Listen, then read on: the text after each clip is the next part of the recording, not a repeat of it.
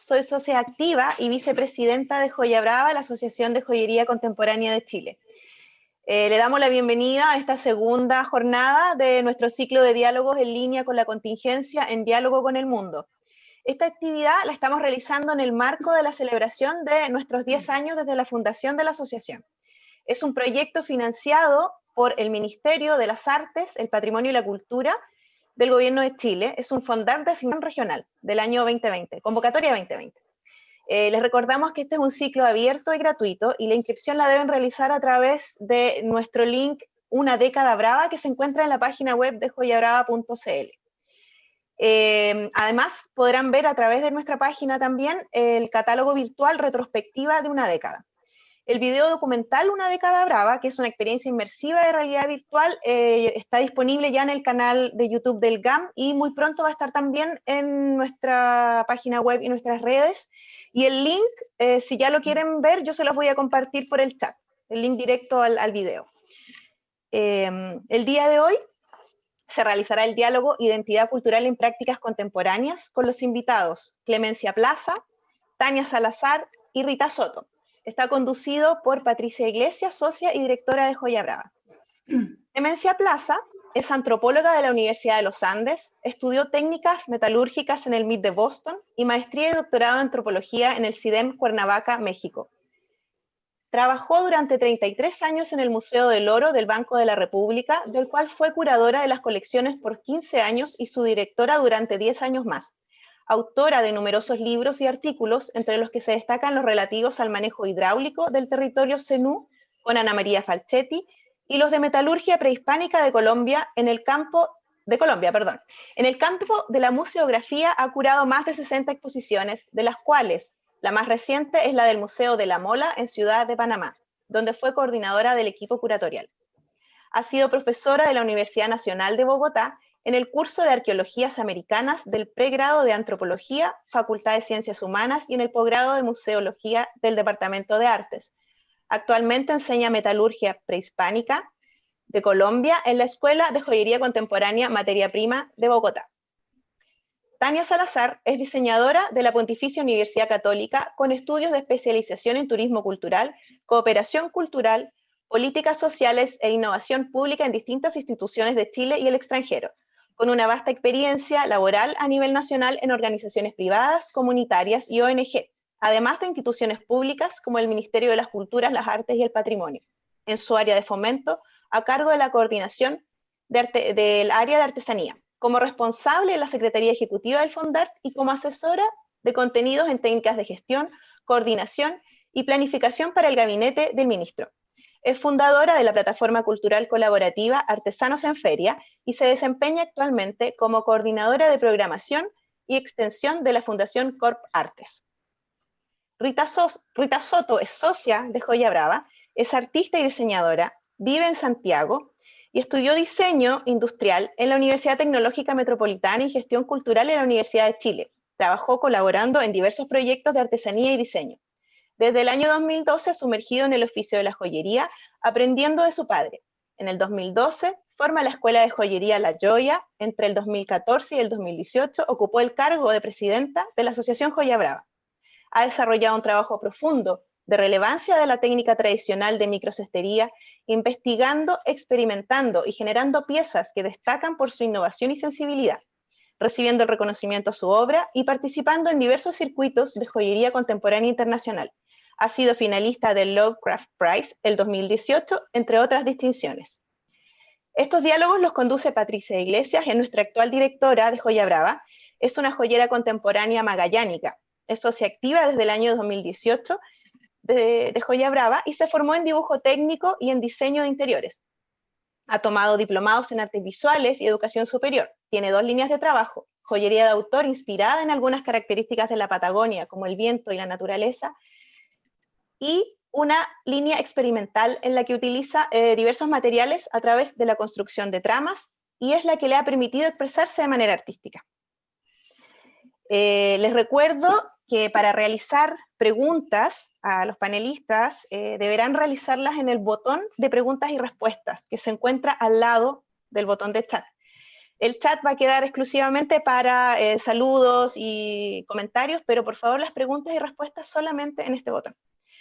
Los dejo entonces con Patricia Iglesias para dar paso a los diálogos de hoy. Nos vemos pronto y muchas gracias por participar de estos conversatorios.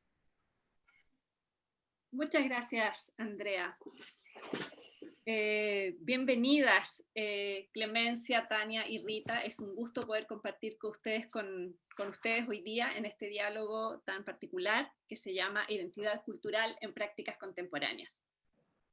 Nos vamos a referir a las prácticas contemporáneas, a aquellas que se desprenden de su alma mater, como por ejemplo la danza contemporánea, donde aparece entonces la noción de autor, la que entrega un punto de vista y una preocupación particular del hombre y su contexto, donde se utilizan nuevos materiales, técnicas y métodos tecnológicos e industriales para crear.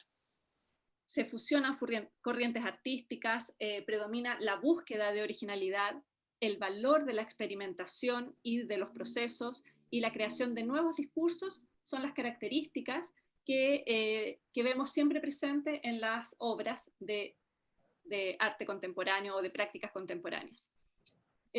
Son aquellas que van más allá de la temporalidad, no tiene que ver solamente con el momento actual, sino que vienen unidas a conceptos y contextos propios de los artistas y el entorno en el que están inmersos. Y es en ese sentido en que nos preguntamos si hay algo que se pierde cuando se evoluciona. Y las voy a invitar a presentarse respondiendo un poco a esta pregunta de cómo entienden o viven identidad cultural desde sus propias experiencias. Tienen cada una entre 5 y 6 minutos máximo y vamos a partir por Clemencia. Gracias, mi nombre es Clemencia Plastas. Soy arqueóloga, pues especializada en metalurgia, la vida me hizo así. Desde los 17 hasta los 50 años trabajé en el Museo del Oro viendo diariamente con admiración enorme la cantidad y la calidad de este material de la colección, sobre todo a nivel técnico. O sea, durante años tratamos de entender cómo hicieron para, por ejemplo, trabajar el platino en época prehispánica, o también utilizar distintas texturas o colores en la superficie del metal. Durante un año en MIT aprendí a reconocer las técnicas a base de análisis distintos, pero realmente no fue sino hasta que me sumergí en la joyería. Durante 3 años estuve tomando clases en la Escuela Materia Prima de Bogotá, y entonces allí aprendí cómo se siente el martillo cuando le das un golpe errado, en vez de leer cómo es que se siente dijéramos, la técnica del martillado. O sea, realmente después de haber estado estudiando joyería, admiro todavía más a la gente del oficio, porque sobre todo aquellos que trabajan metales, pienso que siempre están muy pacientemente, pero siempre tienen encima como esa posibilidad de un error fatal, ¿no? Entonces, es algo que me hace admirar profundamente una buena pieza o una pieza terminada, porque todos los clientes deberían tomar una clase de joyería, aunque fuera de un mes, para que supieran la angustia que produce, sobre todo a nivel metálico, el error fatal en cualquier momento. Los admiro mucho y pues me siento, aunque intrusa, parte un poco del gremio. Gracias. Gracias, Clemencia. Tania, sigue tú, por favor. Gracias, Patricia. Clemencia, Rita, bueno, feliz y honrada de estar acá con ustedes. La verdad es que también quiero agradecer la invitación y felicitar a Joya Brava y a todas sus socias porque cumplir 10 años para una agrupación cultural, una agrupación de artistas, de creadores, creo que de verdad hay que aplaudirlo de pie, incluso en un año como este, porque también ustedes se han transformado y reaccionaron. Así que de verdad estoy muy contenta de estar aquí con ustedes y bueno, que sean 10 años más por lo menos, ¿no? 10 años y más. Que así sea. Gracias. Que así sea.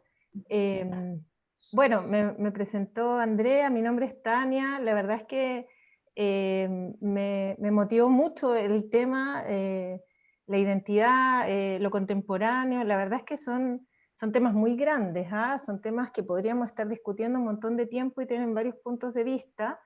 A mí me interesa mucho poner aquí en la conversación mi experiencia tanto como diseñadora. En la escuela, en la Católica, donde yo estudié, desde el principio estaba esa inquietud. Bueno, está el área el programa de artesanía hasta el día de hoy, que organiza la feria, y fueron desde esos tiempos, los 90, estoy hablando ya más o menos, 95, la inquietud de empezar a hablar de la innovación, ¿cierto? Era un poco desde la tradición a la innovación, esos dos conceptos que transitan.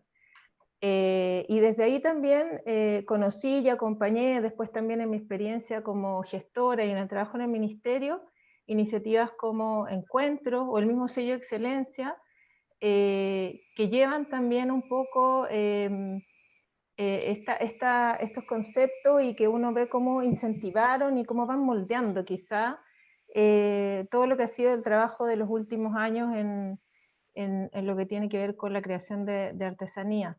Me pasa también que no puedo dejar de cruzarlo con nuestra contingencia, con lo que ha pasado este año, con cómo los contextos están cambiando y cómo yo creo que todos nos estamos reformulando un poco y haciendo otras preguntas, intentando cambiar el punto de vista, porque como le he dicho en algunas conversaciones que he tenido ahora últimamente, creo que lo primero que se derrumbó para mí en estos meses fue que vamos a hacer las cosas como siempre se han hecho, porque siempre se han hecho así. O sea, creo que la oportunidad ahora es hacerla de otra manera. Entonces traigo preguntas y reflexiones desde esa mirada que creo que aporten a la gran experiencia de Clemencia y de Rita. Gracias, gracias Tania. Rita, preséntate tú, por favor. Hola. Bueno, me sumo a los agradecimientos y a las felicitaciones a Joya Brava, porque la verdad es que cumplir 10 años no ha sido fácil y la verdad es que es muy rico estar festejándolo y de esta manera también en este encuentro con tanta gente y con estas conversaciones tan interesantes y motivantes. También dar gracias por la invitación a participar de este conversatorio, porque da un espacio en el cual uno se da la oportunidad en el fondo de sentarse a analizar, a investigar, a entender todos los procesos por los que ha pasado para llegar a hoy, a estar hablando en el fondo un poco de joyería y de lo que uno hace y de lo que uno quiere decir y expresar. Y toda esta construcción de identidad de cómo la joyería contemporánea está fuertemente ligada a eso. Creo que a mí me ha servido profundamente para poder identificar de alguna manera esta identidad que ha sido un tema también desde mis años de escuela, estudiando diseño. Siempre fue un concepto que se trabajaba y se comentaba mucho, y siempre estaba ese cuestionamiento de entender cuál era nuestra identidad como chilenos, como latinoamericanos. Entonces, es un tema muy, muy potente, creo. Y siento que a través de la joyería ha permitido como desarrollar o quizás visualizar un poco y entenderse uno a través de esta herramienta, de este oficio, de esta disciplina. Gracias, gracias Rita.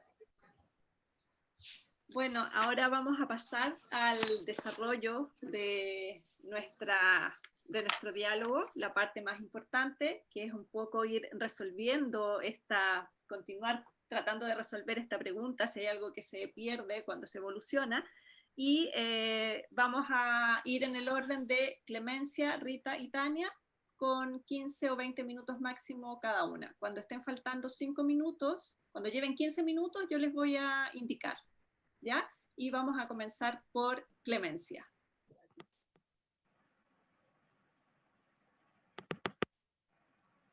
¿Se ve bien la pantalla o...? Sí, se ve bien la pantalla. Sí, vamos a abrirla a ver ¿se ve bien? ¿Está bien? Está bien. Bueno, perfecto. Bueno, estas son unas fotografías de algunos de los materiales que hay en el Museo del Oro, como para tener una idea de esta influencia, dijéramos, que tiene la metalurgia prehispánica en la joyería contemporánea, ¿no? Yo pienso que la joyería colombiana actual ha sido estimulada por las ferias artesanales, como Expoartesanías de Bogotá o Expoartesano de Medellín desde los últimos 30 años más o menos. Estas son vitrinas comerciales populares que dan a los joyeros la posibilidad de vender lo producido en el año y de sobrevivir del oficio durante el próximo. Sin ser muy conscientes de ello, los joyeros contemporáneos colombianos tienen una tendencia más comercial que artística, que los mantiene en el lado conservador del diseño. Obviamente hay excepciones, hay gente espectacular, pero en general son conservadores en el diseño. Tampoco es común el uso de los materiales fuera del metal. Tal vez si lo hacen como usar el lacrín de caballo o la madera, siempre la solución de las joyas será metálica. Hasta hace 3 o 4 décadas el oficio no ofrecía mayores transformaciones. A partir de entonces empiezan las mujeres a ejercer el oficio considerado antes puramente masculino. Y se lo toman, ¿no? Porque llegaron las mujeres a tomarse el oficio hoy en día. Yo creo que el 90% de los joyeros contemporáneos colombianos son mujeres. Bueno, aparecen nuevas escuelas, por ejemplo, las más antiguas, que son oficiales, el SENA y la Escuela de Artes y Oficios, enseñan exclusivamente platería, y más recientemente hay algunas escuelas orientadas por joyeras formadas por fuera, como la de Nuria Carulla, materia prima en Bogotá, y Elena Aguilar en Medellín. De todas maneras, en Colombia todavía no existe la joyería como una opción académica completa, a excepción de algunos cursos semestrales en carreras como diseño industrial o artes. Por esta razón, gran parte de los joyeros contemporáneos surge de otras disciplinas como ingeniería, diseño, odontología y hasta abogacía o derecho. Bueno, la influencia de la orfebrería prehispánica tiene su origen indudable en la presencia desde mediados del siglo pasado del Museo del Oro en Bogotá y otras 7 ciudades en Colombia. En cada una de estas 7 ciudades se especializa la muestra regional en la metalurgia de la región dada, o sea que si alguien quiere realmente conocer el Museo del Oro, tendría que conocer todos los museos regionales, además del de Bogotá. Yo creo que la calidad y variedad del oficio de los orfebres prehispánicos sin duda marca desde la infancia a quien quiera dedicarse a la joyería, especialmente por esa, dijéramos, como actividad didáctica que tiene la institución, que todo el tiempo está haciendo talleres, exposiciones y digamos, llegándole a la gente en general. Yo pienso que la gran variedad de estas formas y técnicas de la orfebrería prehispánica creó un boom hace unos 30 años, yo creo, de réplicas que llenaron el mercado colombiano, tanto para los clientes nacionales como para los clientes extranjeros. Y afortunadamente pienso que más o menos hace unos 5 años que dejaron de verse con tanta frecuencia estas réplicas que, por un lado, claro, demostraban al colombiano todo el tiempo la orfebrería prehispánica, pero por el otro lado saturaban el mercado y finalmente creo que pasó la moda un poco y las mismas personas que estaban haciendo réplicas pues se están dedicando ahora a otra joyería más personal. Por ser réplicas idénticas, pues no es el tema de la charla de hoy, ni mucho menos. Otro factor interesante en la metalurgia, en la orfebrería colombiana actual, es la existencia todavía de 2 centros de producción importante de filigrana. Uno de ellos es Monpós, que sería de la izquierda, donde vemos estas orejeras de plata. Pero claro, aunque la técnica es española porque implica soldadura, realmente esa es la zona cenú donde vemos más a la izquierda la filigrana prehispánica, que es una filigrana fundida. Sin embargo, la tradición milenaria del uso de la filigrana en Monpós pues existe, ¿no? Entonces, aunque se modifica la técnica, se continuó con la tradición prehispánica. Y la otra Barbacoas, que queda en el Pacífico colombiano, perdón, Monpós queda en el Caribe colombiano, mientras que Barbacoas queda en el sur del Pacífico. Y tenemos aquí alguna muestra a la derecha del material que se encuentra, mucha granulación, mucha mezcla de metales, cosas muy pequeñas, y el material que se hace todavía hoy en día, ¿no? Esto influye y se nota, dijéramos, la calidad de la filigrana a veces invade, dijéramos, la joyería contemporánea.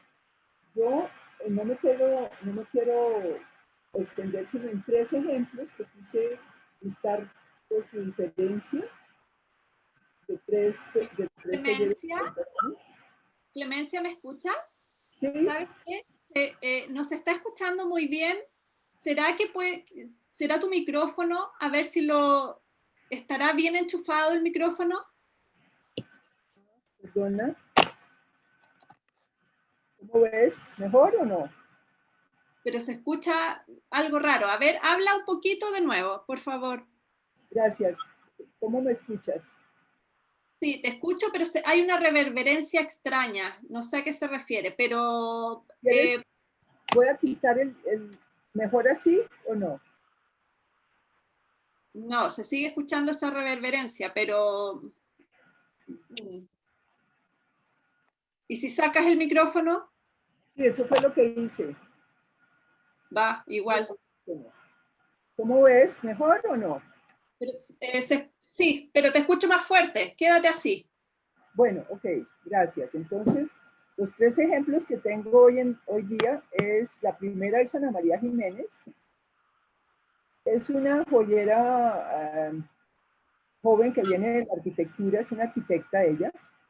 Y ella misma dice que sin olvidar la impresión que le dejó cuando niña el Salón Dorado del Museo del Oro, empezó a hacerse las preguntas básicas hace varios años, cuando se volvió joyera, que eran las preguntas básicas: cómo estos orfebres maravillosos conseguían el oro, cómo hacían el fuego, cómo lo mantenían, cómo laminaban el metal, cómo bruñían, en qué material elaboraban los moldes, en qué cera, enriquecían la superficie exterior de los objetos, cómo, de qué estaban hechas sus herramientas.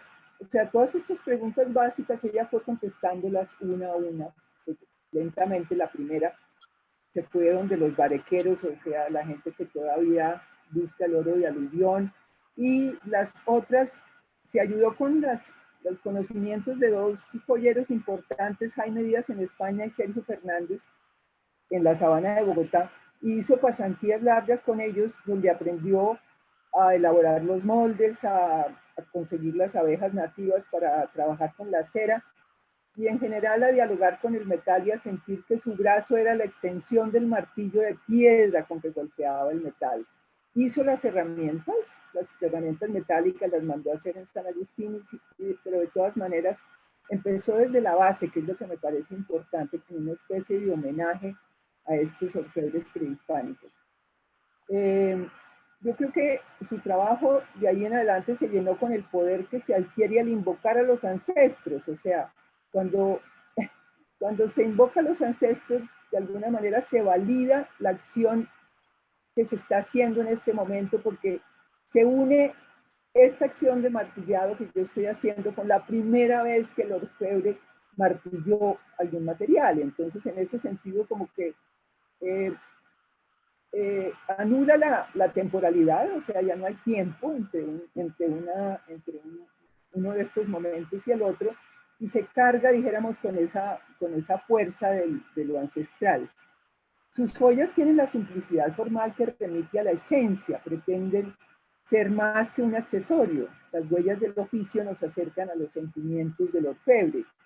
Entonces, en este sentido, podemos ver, por ejemplo, en ese dije del centro, todos los golpes del martillo que el metal todavía muestra, o del inferior izquierdo, donde vemos que son unos aretes muy simples, como que si hubiera derramado, dijéramos, dentro del molde por error el metal. Sin embargo, parecen súper bellos. Y así mismo trabaja la piedra hasta hacer estos colgantes tan simples. Yo pienso que toda su joyería es bastante simple y, como les digo, empieza desde el inicio mismo y hace un gran homenaje a los orfebres prehispánicos. Bueno, la segunda persona sería Linda Sánchez, Afrolinda. Ella es codirectora de la Escuela Taller Materia Prima. Y Linda se acerca a lo precolombino, pero de una manera conceptual. Por ejemplo, lo que hace Linda es que viene años experimentando con temas vegetales, con los hongos, con muchos otros temas, pero en esta ocasión escogió el amero, que es el nombre del envoltorio, del fruto del maíz, para sus joyas. O sea, como sabemos, siendo amerindios, el maíz alimentó a nuestros ancestros y nos sigue alimentando a nosotros. Entonces, ella utiliza este amero. Además, el amero todavía es hoy para los indígenas actuales, por ejemplo, los de la Sierra Nevada de Santa Marta en el Caribe, es el envoltorio de las ofrendas. O sea, el amero mantiene unidas y protege mis necesidades y mis deseos de diálogo. Ella dice, por ejemplo, es el empaque de mi agradecimiento por todos los dones recibidos. En cada joya hay un acto de correspondencia y hay un gesto de gratitud. Entonces me pregunto yo, cuando uno usa una joya de Afrolinda, ¿será que yo soy la ofrenda? O sea, ¿no? Me vuelvo parte de la ofrenda, de la necesidad de comunicar.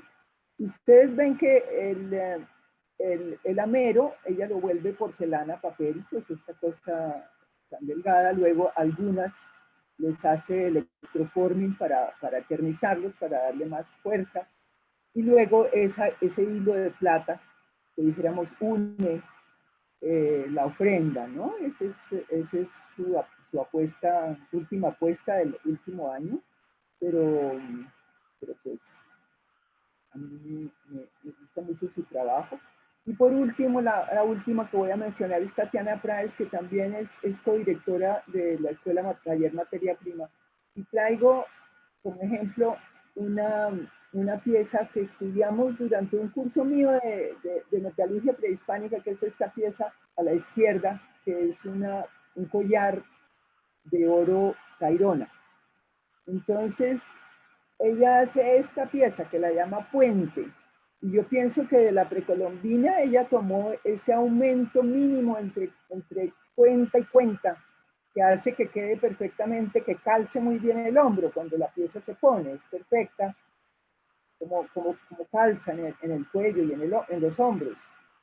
Y también ella utiliza estos separadores de plata, que son muy comunes en la metalurgia tairona, pero las cuentas que son en madera han sido decoradas con el barniz de pasto. A propósito, la noticia de la semana para los colombianos que nos tiene muy felices es que la UNESCO hace 2 días nombró Patrimonio de la Humanidad esta técnica.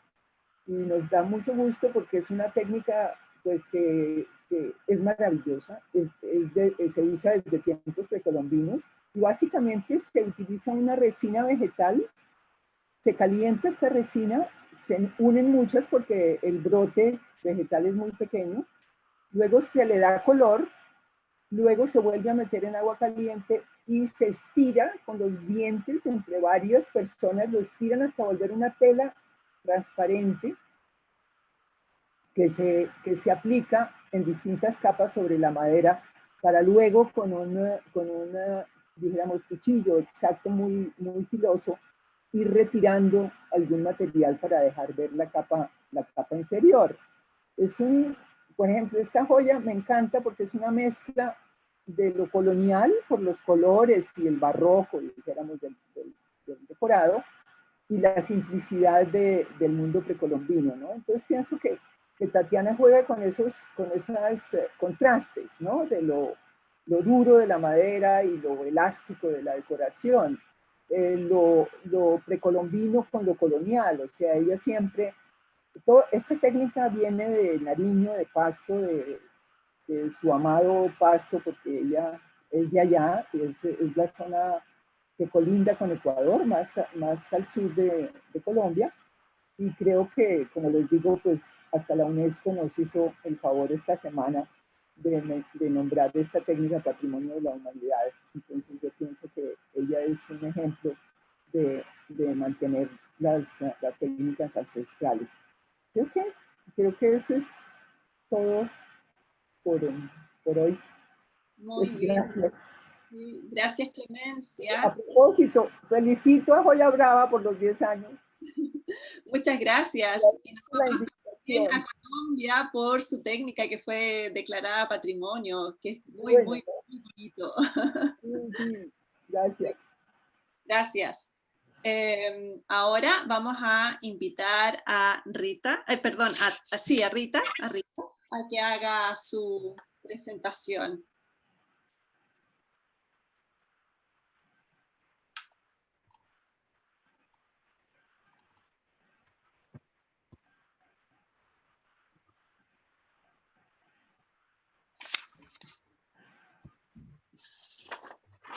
¿Ahí? ¿Se ve? Sí, se ve bien. Vale. Quiero preguntar si se escucha bien ahora. Hola, probando. Ya, sí, perfecto, Rita. Sí. Vale. Bueno, quería comenzar esta como historia en base a esta lámina donde aparece una pieza que yo desarrollé hace muchos años. En el año 98, estuve hoy día preguntando, averiguando, porque no recordaba de qué época era esto, me lo encontré porque me estoy cambiando, entonces tomando cajas y cosas la encontré, y fue curioso porque fue la primera pieza de joyería que realicé, y fue por algo totalmente ajeno, una experiencia para proponer nuevos usos a un nuevo material que estaba surgiendo en esa época, que era el MDF, esta madera prensada. Y recuerdo haber hecho esta propuesta donde tuve que generar cada eslabón, calar, lijar, perforar, y luego tejer, y tejí con unos hilos de cobre un tejido que jamás había realizado. Y en realidad lo fui aprendiendo e improvisando mientras lo estaba armando. Entonces me pareció curioso encontrármelo nuevamente, porque de vez en cuando me lo encuentro, pero frente a este tema de conversar hoy con respecto a la tradición, ¿no es cierto?, y lo contemporáneo.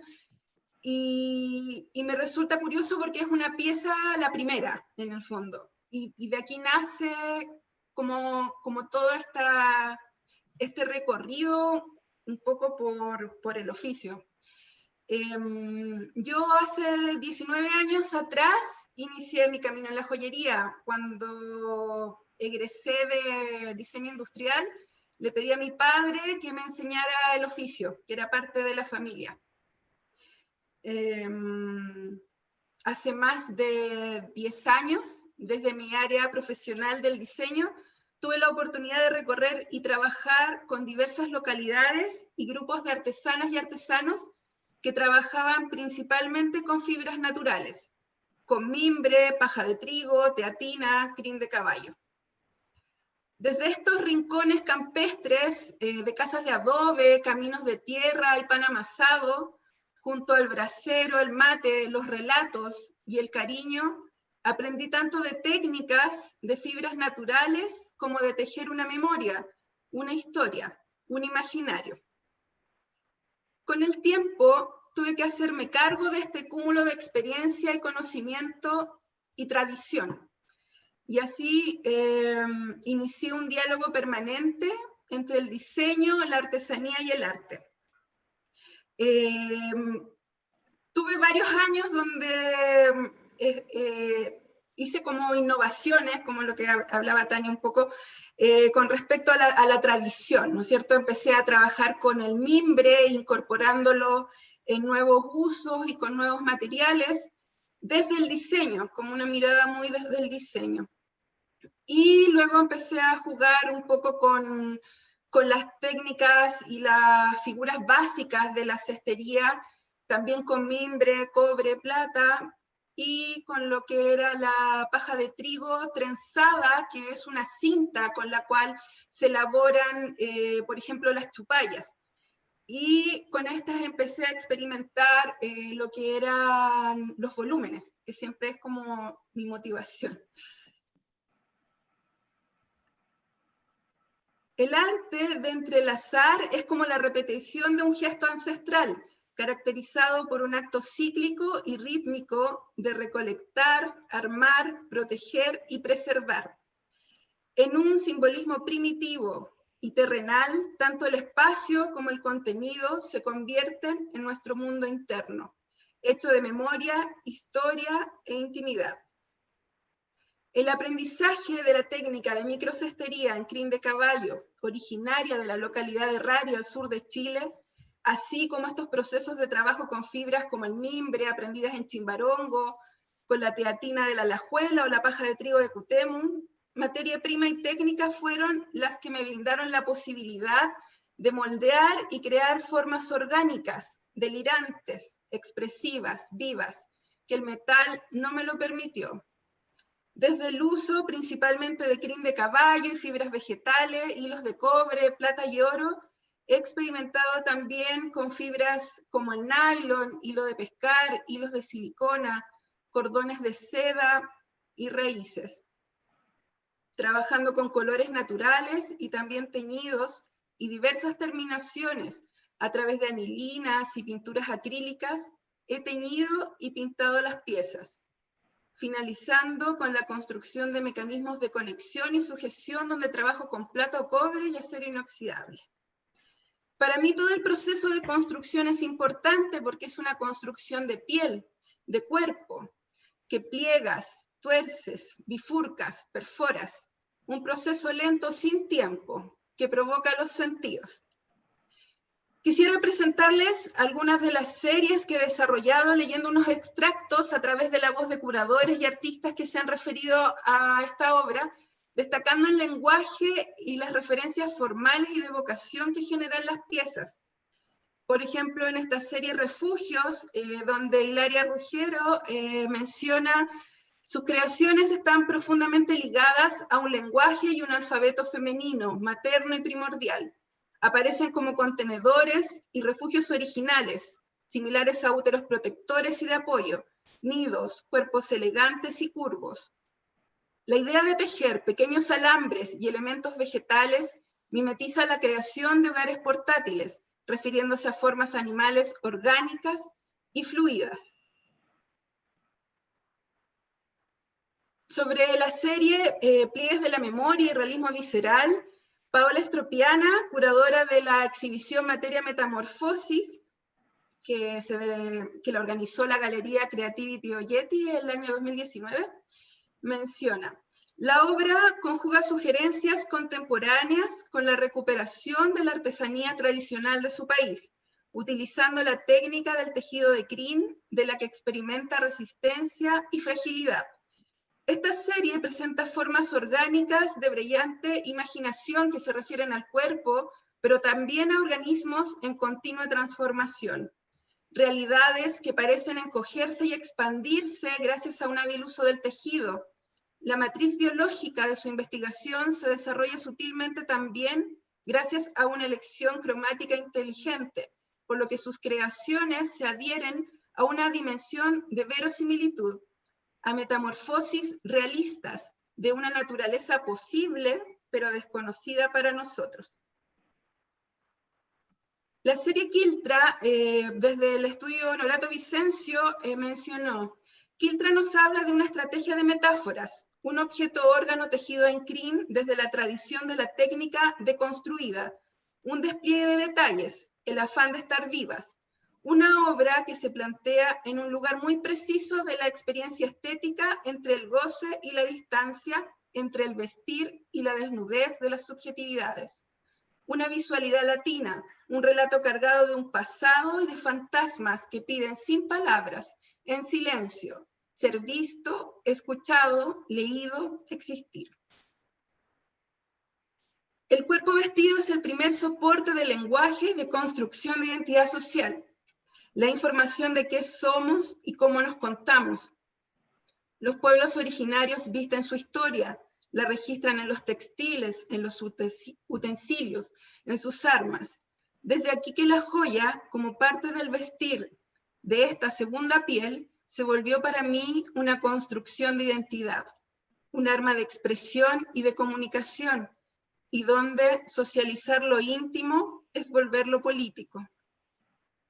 La joyería de arte es donde se expresa la alta artesanía, la habilidad técnica, el oficio, la mano, la experimentación de los materiales y el diálogo entre la materialidad y la técnica.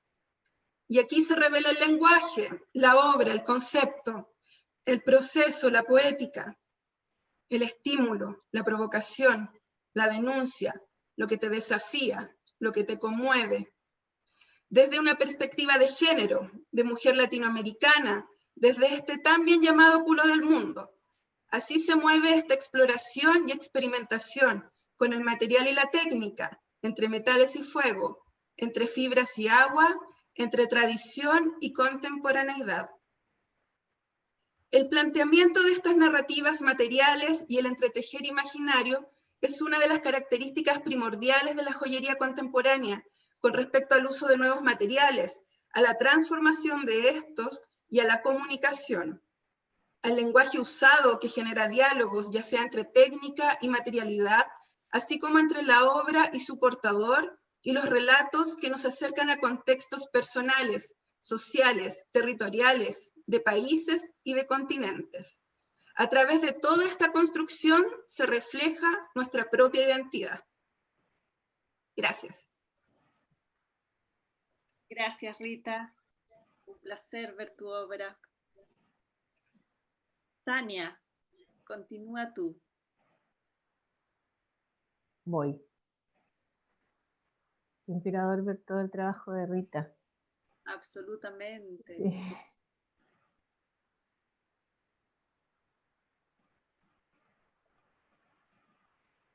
Bueno, como les contaba en mi presentación, quiero compartir con ustedes algunas preguntas, algunas reflexiones, desprendiéndome también de lo que ya mencionó Clemencia y Rita. Y quería compartirles un ejercicio que tuve la posibilidad de hacer este año, hace ya un par de meses, semanas, uno pierde la perspectiva del tiempo, pero hicimos un ejercicio, me invitaron a participar de un taller con una pequeña intervención a personas que no eran relacionadas al ámbito cultural. No eran artistas ni creadores, personas, digamos, como podríamos decir, comunes y corrientes. Y los invitamos a leer estas piezas, estos objetos, estas fotografías que yo les estoy compartiendo ahora. Aparecían individualmente, no voy a repetir el ejercicio con ustedes, pero fue súper interesante, y cuando estaba preparando también esta presentación y reflexionando en torno a lo que es la identidad, se me vino a la mente esta experiencia, porque cuando mostramos la primera foto de la izquierda, la que es la más que es un metahue mapuche, fue bastante fácil para estas personas, que entre paréntesis habían personas de hecho de Colombia, de Brasil, de Chile, o sea, eran grupos también de distintas partes. Les fue bastante más fácil leerla y empezaron a salir conceptos como utilitario, sirve para, está hecho a mano, ¿cierto? Y que tenía que ver también con algo más rural. Y salieron varios conceptos ahí mientras compartíamos la foto. En la medida que fuimos yendo hacia más a la derecha, cuando pusimos la foto del frente, fue cada vez más difícil que salieran conceptos de parte de ellos de esta invitación que era a qué les dice. Ya empezaron a dudar, no sabían si era de cerámica o de otra cosa, ya el uso no estaba tan claro, ¿cierto? Y para qué decirles la pieza de más a la derecha. Ahí ya incluso, que también es una pieza de cerámica, entre paréntesis la pieza del medio es de Soledad Christie, una ceramista de San Pedro de Atacama, y la de la derecha es de Fanny Auger, que es de acá de la región metropolitana. Entonces, costaba siempre mucho más que ellos pudieran de alguna forma leer o identificar ciertos conceptos en la medida que podríamos nosotros entender que eran piezas como más contemporáneas, ¿sí? Lo que por una parte a mí me pareció muy interesante, porque finalmente, y eso lo pueden decir también ustedes mucho más, con más presencia y con más, digamos, experiencia, que los lenguajes contemporáneos muchas veces son más difíciles también para las personas leerlos, ¿cierto? Se empiezan a generar ciertas distancias, quizás ciertas brechas, a veces reticencias, algo que no se conoce, son provocadores. Hablábamos también cuando preparábamos esta presentación, cuando uno ve el trabajo de Rita, yo creo que los que somos de aquí de Chile y conocemos lo que se hace en Rari, podemos asociarlo a Rari, pero ya lo que hace Rita está totalmente lejano a lo que podría ser esa expresión. Ya es una obra que trasciende esa como tradición, que podríamos decir. Entonces, la pregunta que me surge, y que creo que es algo importante a tener en cuenta cuando hablamos de la identidad en prácticas contemporáneas, es qué pasa cuando incorporamos la perspectiva del espectador. O sea, muchas veces en las artes en general, no solamente en los oficios, la artesanía o en la joyería, nos olvidamos un poco de las personas a las cuales les queremos hablar. Y finalmente este ejercicio lo que va pasando y lo que uno se da cuenta en una cosa muy sencilla, es que claro, los elementos tradicionales, los identitarios, aquí yo lo ejemplificaba con esto más rústico, son mucho más reconocibles por las personas. Es mucho más fácil que se identifiquen con esas cosas. Es mucho más fácil que generen vínculos, ¿cierto? Que se conecten, entonces que después haya a lo mejor una relación, que les guste, que la busquen, que la usen. En la medida que nosotros empezamos a alejarnos de esos elementos y empezamos ya a tensionar mucho más lo que puede ser lo contemporáneo, nos vamos alejando, y eso no es que sea malo, y no lo estoy hablando desde ese punto de vista, pero sí es muy interesante como creador tenerlo consciente, porque es ahí precisamente en esa tensión donde el artista y el creador tiene la capacidad de elegir también y de tener plena conciencia de por qué está usando o por qué está incorporando ciertos elementos tradicionales o el tema de la identidad. ¿Sí? Sí.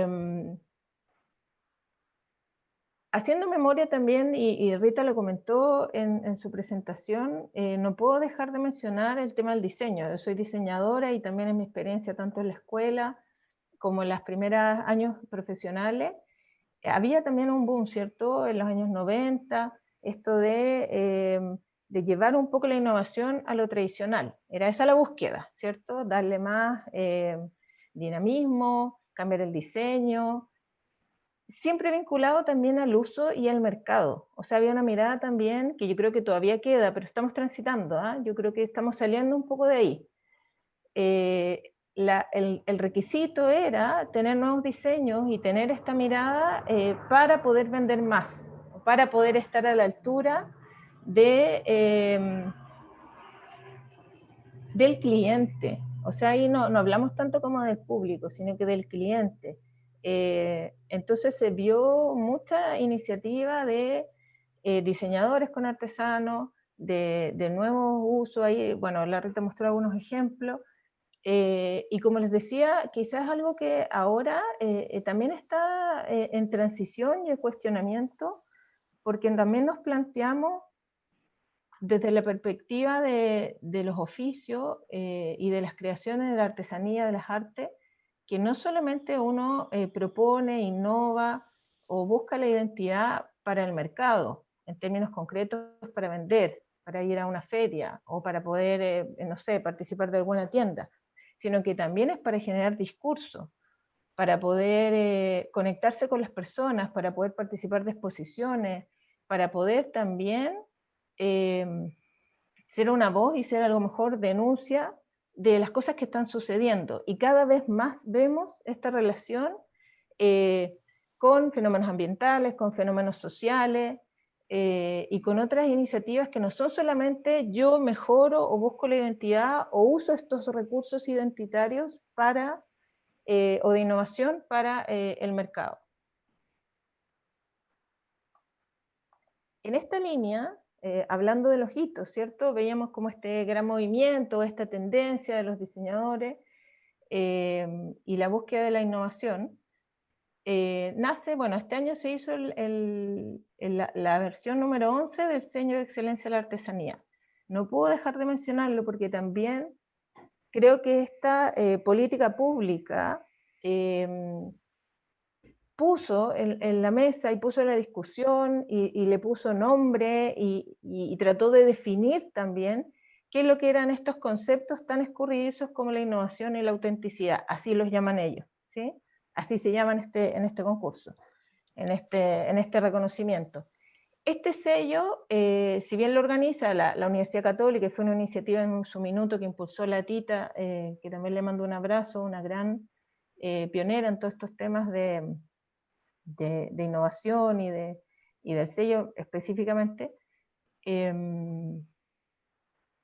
lo hace la Católica con el Ministerio de Cultura, patrocinados por la UNESCO. Entonces, el sello, de alguna forma, ya en su versión número 11, plantea estos dos conceptos que empiezan a ser también un poco referente para varios creadores. O sea, si vemos también en el contexto país, a mí me tocó participar del sello como organizadora y como jurado también en varias versiones, y siempre hubo mucha discusión, y donde se planteaba también lo que podía ser a lo mejor de perogrullo, pero era esta gran dicotomía que a los artesanos contemporáneos les era mucho más fácil acercarse al concepto de la innovación y resolvían mucho mejor todo lo que tenía que ver con las experimentaciones, con los nuevos materiales, con los nuevos usos, las nuevas formas, pero se alejaban de alguna forma de lo tradicional o de la autenticidad. Por otra parte, los artesanos tradicionales tenían muy resuelto lo que tenía que ver con su identidad, con la comunidad a la que pertenecían, ¿cierto? Con las técnicas, pero lo más débil era lo que tenía que ver con los usos, ¿cierto? Los contextos, y bueno. Y en ese tránsito, llevamos 11 años, con también distintas miradas, con grandes discusiones y con también una reflexión que se va desarrollando y va siendo bastante dinámica en el tiempo. O sea, más que plantearse como verdades absolutas, yo creo que es súper importante ir mirando esto como guías que finalmente lo que tienen que hacer es, no es guiar, sino que es también ir haciendo consciente a los creadores de lo que están haciendo y por qué lo están haciendo. Rescaté en esta publicación, para no irme a las bases específicas ni nada, esta se hizo, pucha, no revisé, no me voy a poner a mirar, pero es como del 94, quizá un poquito, perdón, 2000, no 94, 2014, 2013, por ahí, y que es un libro que intenta desarrollar un poco lo que son los conceptos de esto que yo les comentaba, de autenticidad, de innovación, bueno, y los otros que también incorpora sustentabilidad, que incorpora el sello. Y efectivamente lo que es identidad lo vincula a estos conceptos: origen, expresión cultural, lo auténtico. Ahora, ¿qué es lo que dice cuando describe esta parte? Habla de lo que les decía antes, ¿cierto? La autenticidad es un valor intrínseco de los objetos artesanales tradicionales, o sea, de alguna forma se da por hecho que todo lo tradicional es auténtico. Entonces, la pregunta que surge, esta es una cita del libro, ¿es posible que haya algo auténtico cuando no hay una tradición de por medio? Que es la gran pregunta que en general los artistas contemporáneos tienen, o es la gran pregunta que quizá surge al ver el tema de esta conversación. Y lo que dice aquí en este libro dice que sí, ¿ya? Y lo que yo creo que es más interesante, para no leerles todo el párrafo, ahí lo pueden ver ustedes por mientras, es que sí, en la medida que esta práctica, que la práctica contemporánea refleje de alguna forma el imaginario cultural en que el creador habita. Ahora, son conceptos súper subjetivos, ¿cierto? Me ayuda que Rita haya presentado antes de que haya presentado yo, porque de alguna forma uno al ver su trabajo se da cuenta que todo lo que ella está compartiendo con nosotros tiene que ver con algo que ha sido parte de un trabajo de 20 años. O sea, cuando vemos el trabajo de Rita, yo creo que nadie pone en duda que es parte también de su imaginario y que no está tomando elementos solamente como un ejercicio creativo puntual, ¿cierto? Y parcial. Ese mismo libro nombra al final de este, da como ejemplo esta pieza que es de la Valeria Martínez, que Valeria también es de la agrupación, y es el collar Calwe, que bueno, es un collar también del 2009, que obtuvo el reconocimiento UNESCO también, el premio internacional. Y una de las características, bueno, también que tiene este collar, aparte del uso de los materiales, habla del reflejo del agua, y hay una serie de cosas, pero en el fondo, el ejemplo que da este artículo al hablar de cómo lo contemporáneo sí puede ser auténtico y sí puede tener identidad, es precisamente un trabajo de joyería. Entonces, para ir cerrando un poco la reflexión,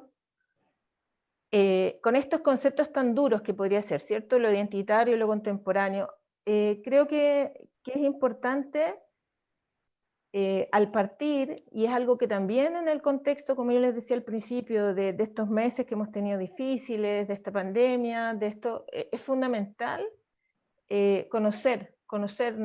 conocernos cada uno, y esto no solamente los contemporáneos, sino que los tradicionales también, porque a veces se da muy por hecho que el tradicional sabe lo que hace, ciertos heredados, sabe los materiales y todo, y cada vez no está siendo tan así.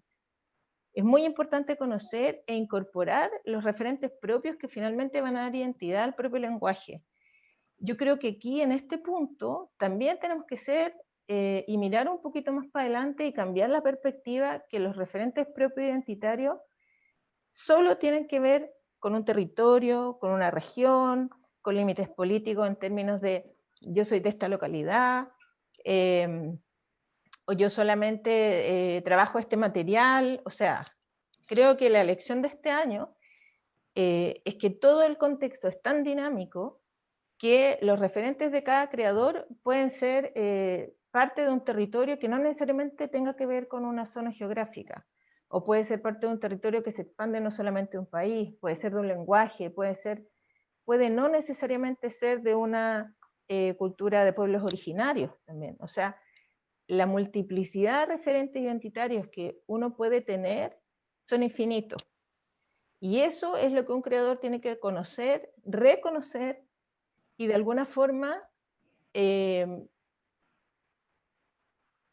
hablo de incorporarlo y no de apropiarlos, porque ese es otro concepto que también salió y que es más complejo, pero tiene que ser coherente con el propio lenguaje que este creador quiere dar, ¿cierto?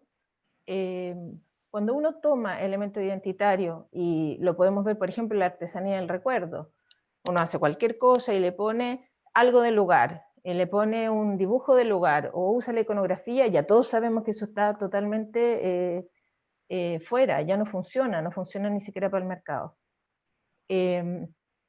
Salir también de la endogamia sectorial, eso es algo que yo creo que es fundamental, y no solamente mirarnos con otros artistas, sino que también incluir la perspectiva del público, de las personas que van a ver lo que yo estoy haciendo, y no solamente lo van a comprar. Yo creo que en eso la joyería ha sido súper pionera. Quizás también de alguna forma la cerámica. Yo creo que están dando lecciones a toda la gente que trabaja en los oficios, que no solamente uno produce, no solo uno produce para vender en el términos de lo utilitario, sino que también lo haces para transmitir algo, para provocar algo en la persona que lo está viendo, para transmitir un mensaje, etc. Y otra cosa que me parece súper importante es ser consciente de cuando uno habla de referente identitario en la creación contemporánea, es por qué lo estoy incorporando. Y eso tenía que ver un poco con el primer ejercicio que les compartí. Ser consciente de, ¿es porque quiero provocar algo en las personas? ¿Es porque quiero transmitir algo? ¿O porque quiero poner en tensión determinada cosa? ¿Quiero acercarme o alejarme más de determinados grupos? Quiero a lo mejor intencionar más el intelecto de quien lo está viendo, que va a ser más fácil que reconozca, diga, sí, esto sirve para algo, o quiero llegar a su guata y que a esta persona le pasen cosas y llegar a sus emociones. Entonces, yo creo que tener esa claridad es fundamental para poder realmente saber por qué es importante incorporar la identidad. Y ahí, para terminar en este contexto dinámico, ponía el ejemplo del sello y les decía que ya después de 11 años, y eso es algo que yo creo que ya está, hay que verlo de todas maneras como con urgencia, replantearlo, revisarlo, darlo vuelta, volver a mirar los conceptos. ¿Es necesario incorporar la identidad en el trabajo contemporáneo? ¿Para qué? ¿Tengo que hacerlo? ¿Tengo que hacerlo porque es una política pública? ¿Tengo que hacerlo porque quiero vender más? ¿Tengo que hacerlo porque quiero conectar con las personas realmente? O a lo mejor no lo voy a hacer. Y si lo hago, bueno, ¿cuál es esa identidad? ¿Cuáles son los referentes que yo quiero incorporar? Y que definitivamente ahí los límites se expanden. Se expanden. No es la región. Eso sería. Gracias, Tania. Muchas gracias por tu presentación.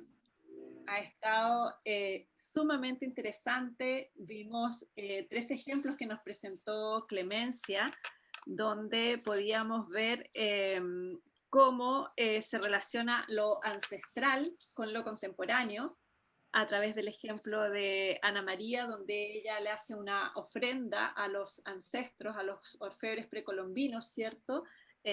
Haciendo inclusive nuevas herramientas. Vimos también con ella, repasamos el trabajo de Linda, donde hace una ofrenda usando el maíz, el de Tatiana Praes, donde reinterpreta desde su propio punto de vista la técnica del barniz, de pasto y plata.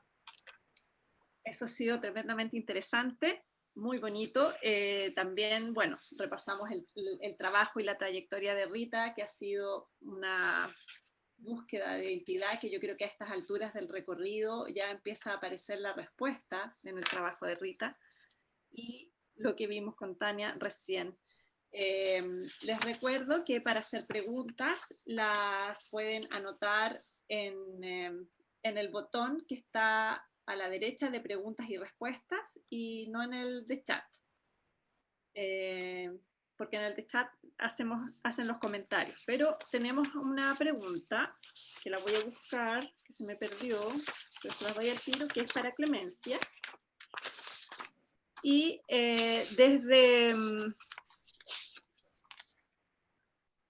Clemencia, desde tu práctica también, desde la antropología, un poco, ¿cómo nos podrías contar o explicar esta necesidad que tiene el hombre de usar objetos en el cuerpo, de ponerse objetos?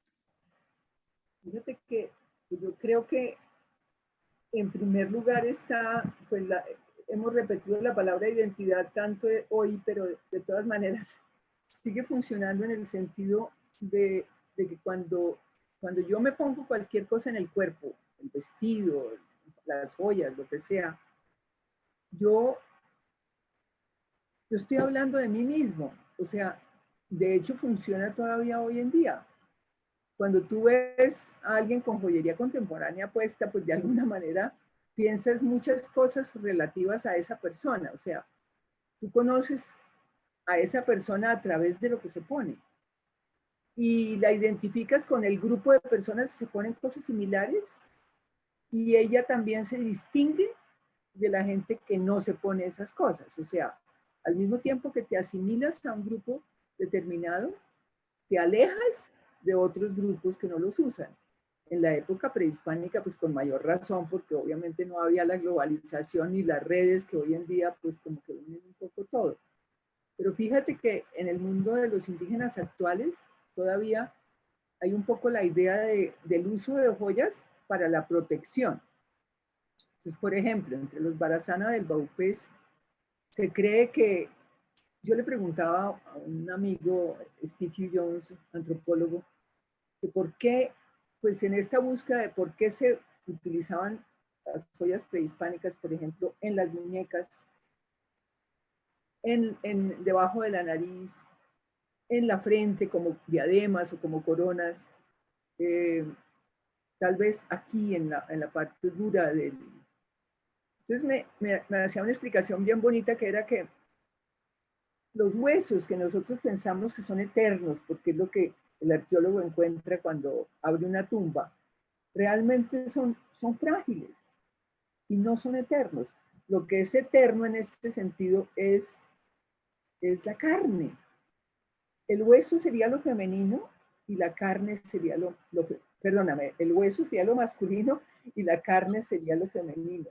¿Por qué es eterna la carne? Porque se pudre, porque se vuelve gusanos, porque se vuelve, dijéramos, humus para las semillas, porque se vuelve vida y entonces es eterno. Entonces esta parte frágil, frente, hay que proteger y por eso se usan las joyas. Entonces es bien bonita esa idea indígena porque realmente hay también el hecho de que por la nariz, en la nariz sale el último hálito, o sea, cuando yo quiero saber si una persona está muerta o no, yo le pongo un papel o algo en la nariz para ver si el hálito todavía existe. Y ahí tenemos las narigueras de los indígenas prehispánicos de Colombia, por ejemplo, ¿no? O sea, es como protegiendo esos sitios importantes porque son, o dijéramos, sitios liminales entre una región u otra, o una parte del cuerpo y otra. Entonces, pues te doy esas dos ideas como por... Sí, está sumamente interesante cómo la joyería empieza a tener muchos significados. Comunica, es protectora, es una ofrenda, es sumamente interesante. Sí. Y mucho para pensar. Tenemos una pregunta para Tania, que es del público, y que dice, a tu juicio, Tania, ¿por qué es importante incorporar la identidad al trabajo contemporáneo de la artesanía?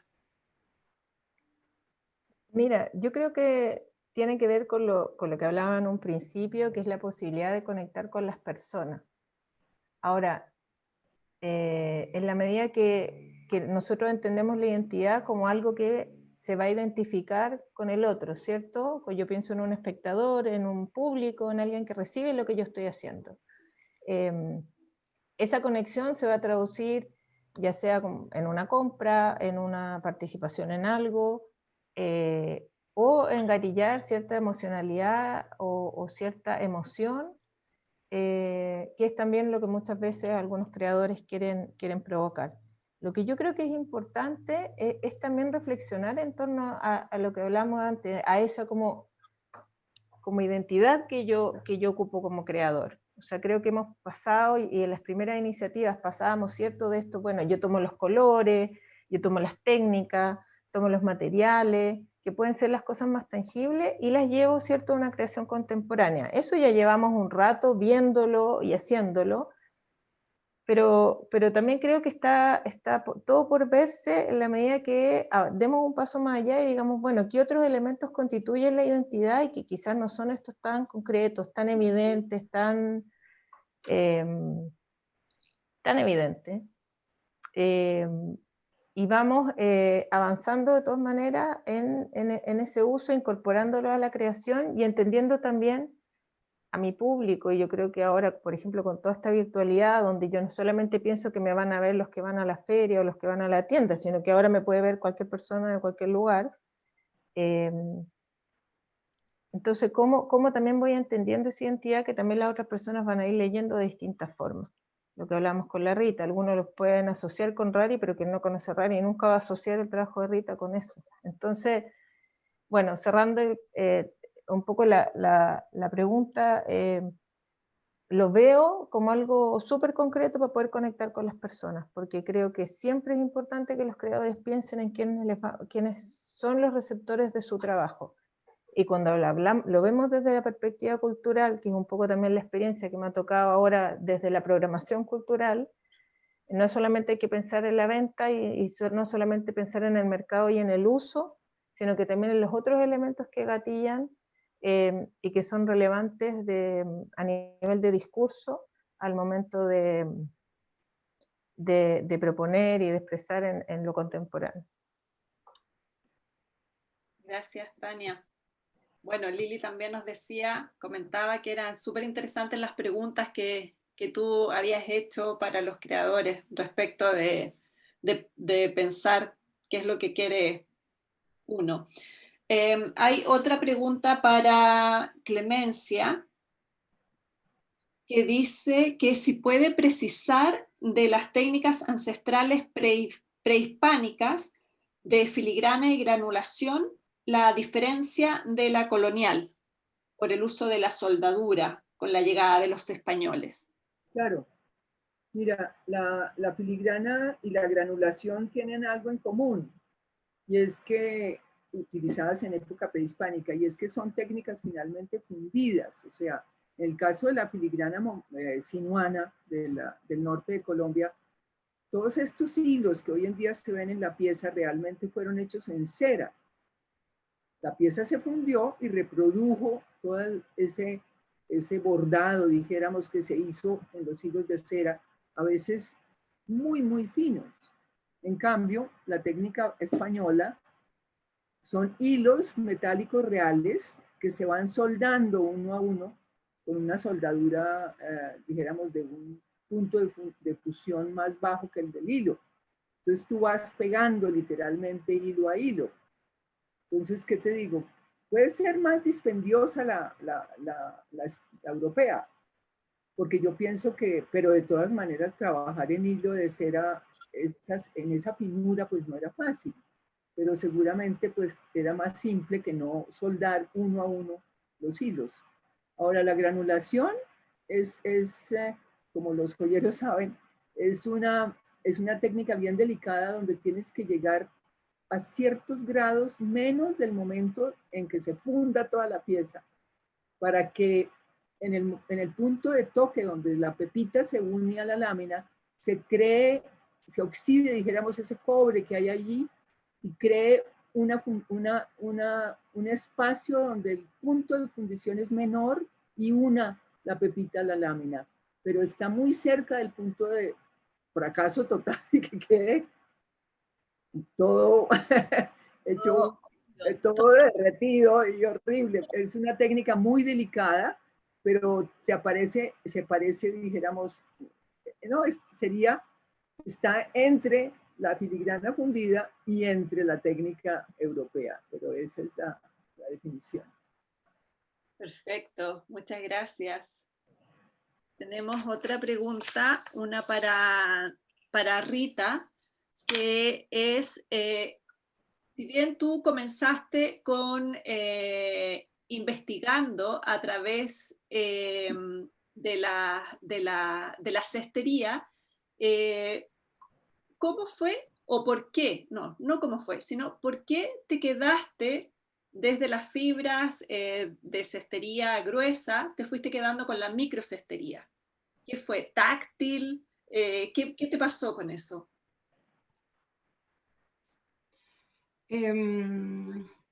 Yo creo que fue un poco, bueno, parte de mucho es el seguir trabajando, practicando, experimentando para llegar a un tema de manejo de la técnica, que no es algo que se aprenda en un año, no sé, es algo para poder ir generando nuevas formas, nuevos formatos. Es necesario tener un manejo de la técnica. Y de ahí me enfoqué en la microcestería por al generar esta construcción de piel y de cuerpo, para mí es la riqueza que tiene. Tú cuando, bueno, es un textil, esta trama, este tejido que se transforma como en un órgano. Entonces, tú cuando lo tejes, luego lo mojas, lo aprietas, todo eso que también es muy táctil, pero si tú lo tuvieras en tus manos, es una piel. es claramente una piel. Entonces, creo que con eso y esa sensación de con eso construir estos cuerpos también, es para mí lo que a mí me provoca y me encanta. Pero sí me pasa que hoy siento la necesidad de empezar a construir cuerpos más grandes. Y eso es como un desafío que tengo pendiente en algún momento de empezar a construir mayores volúmenes. Me gustaría como experimentarlo. Y en ese desafío, no sé si has pensado o presientes que vas a seguir vistiendo el cuerpo o te vas a salir del cuerpo. Yo creo que es más quizás salirse del cuerpo, pero que el cuerpo también comparta. Por ejemplo, en las imágenes, en las últimas que mostré, de estos micropaisajes, un poco era esta evocación de cómo construyes, de estas figuras pequeñas, ¿no es cierto?, de maquetería, donde cómo sería un humano en estas formas orgánicas que tuvieran ese tamaño. Entonces, es como un poco jugar con eso, entonces de ahí que me genera como esa necesidad de crear estos espacios grandes que se puedan habitar, que tú los puedas abrazar, no sé. Qué bonito, qué ganas de verlo. Tenemos otra pregunta para Tania y es referida justamente a esta noción de autor que es tan necesaria para llevar el oficio a nuevos portales de expresión.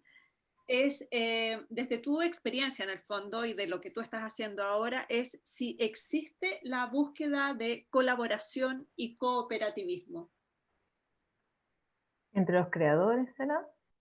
Sí, sí.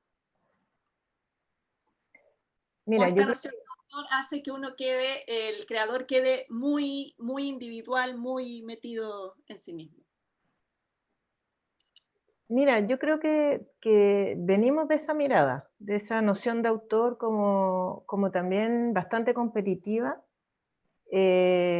quizás también un poco recelosa del otro, pero creo que hay que avanzar hacia, de todas maneras, la colaboración y la cooperación. Si Rita quiere cambiar escala y hacer sus creaciones grandes que podamos recorrer y así que estén en, no sé, yo me imagino los juegos y los niños metidos entre medio, claramente va a tener que trabajar con otras personas. Va a ser muy difícil que lo pueda hacer sola. Entonces, volviendo como al tema de los tiempos, creo que estamos en esa transición. Quizás para algunos está siendo más fácil que para otros, pero creo que esa colaboración enriquece enormemente el discurso, enriquece la creación y de ninguna forma afecta el tema de autor. Creo que entender el tema de autor como algo individual y propio, al final achica y reduce y empequeñece realmente la creación. Yo creo que los grandes creadores y los grandes autores no tienen miedo a colaborar y trabajar con otros, porque realmente eso expande su campo de acción. Y hace poco hablábamos de eso un poco también, como del valor del capital, no hablar de capital, pero con el valor social, el intangible que tiene que ver con lo valioso que son las redes en los creadores. Las redes entre los propios creadores, entre quizás instituciones, entre el público. En la medida que yo amplío eso y soy consciente de lo importante que es generar redes de trabajo y comunidad, yo amplío también mi campo de acción y amplío también mi impacto. Entonces, para allá hay que ir, para eso hay que ser generoso y hay que conocerse. O sea, es volver como a decir, bueno, para yo colaborar con otro tengo que conocerme primero y saber qué es lo que quiero. Entonces creo que no hay que tenerle miedo. Y también creo que hay que tener, hay que saber, o sea, creo que también es súper importante dejar de pensar que lo contemporáneo no tiene identidad. Yo creo que en algún minuto como que, y por eso volviendo como a a mi reflexión del sello, que creo que ya hace harta falta como reenchularlo, esto de que la identidad va por un lado y lo contemporáneo va por otro, creo que no es así. Creo que lo contemporáneo sí tiene su identidad, por supuesto en construcción, por supuesto dinámica, por supuesto algunas cosas a lo mejor no van a durar 500 años, pero hay que dejar de pensar que lo contemporáneo no es identitario, porque claramente está demostrando algo que está pasando en este momento, que será más fuerte o tendrá más impacto, más duración en el tiempo, dependiendo de, bueno, precisamente de todas estas otras conexiones. Entonces, creo que ya empezar, que lo contemporáneo siga buscando afuera la identidad, creo que no es así, tienen que buscarla adentro de cada uno, va a ser así cada vez más importante y cada vez más presente. Sí, sí, porque de alguna manera se ha dado un poco que la intención necesaria de conservar lo tradicional le cierra las puertas un poco a lo contemporáneo, como si lo contemporáneo solamente tuviera que mirar hacia afuera y no pudiera mirar sus propias expresiones para también tener una validez o tener una identidad local. En ese sentido es sumamente valioso lo que tú dices y que están abriendo, se tienen que abrir nuevas miradas.